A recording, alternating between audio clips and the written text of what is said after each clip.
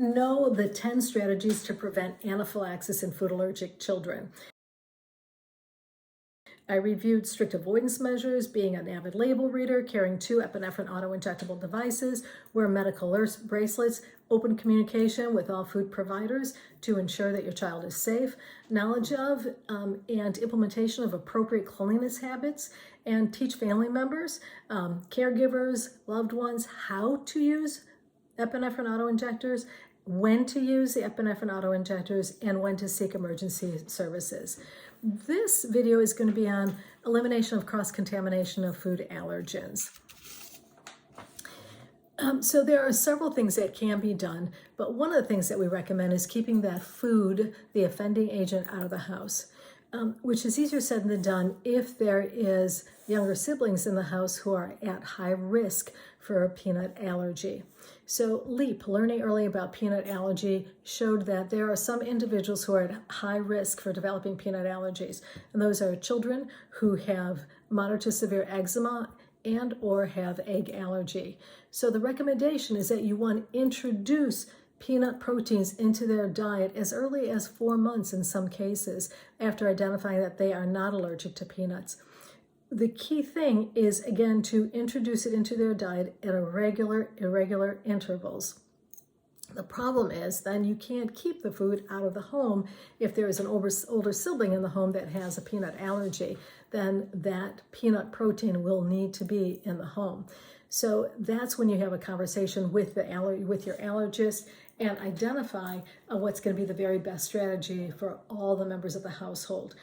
Recall that the LEAP study was designed to give us information about how to prevent that child or children from developing peanut allergy, and that's extremely important. If we can prevent someone from having a food allergy, that's huge.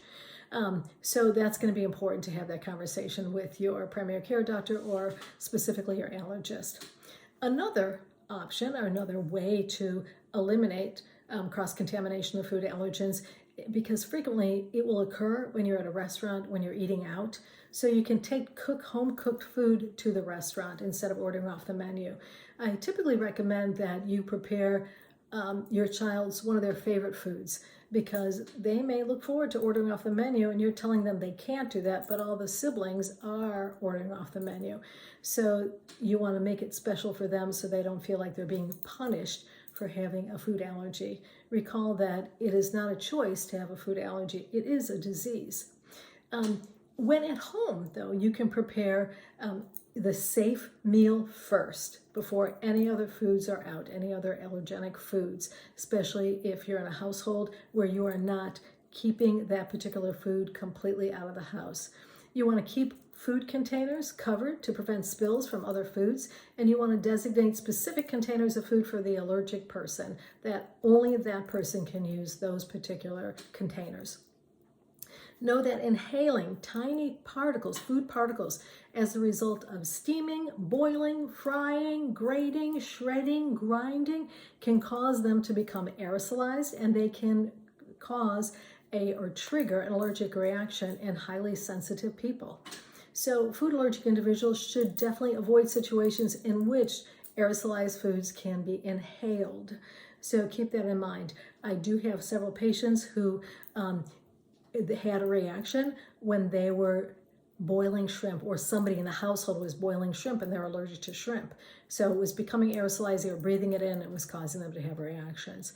Know that peanut protein does not easily become airborne from peanut butter. So if you open a jar of peanut butter and you're stirring it or doing whatever, it does not become aerosolized.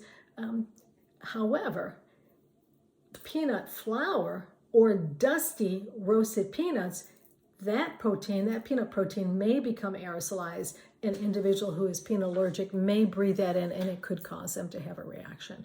So elimination of cross-contamination is critical because it can help prevent your child from developing a life-threatening reaction to a particular food that they're allergic to. So that's going to be, again, critical. So stay tuned for the next tip or strategy for preventing anaphylaxis in food allergic children.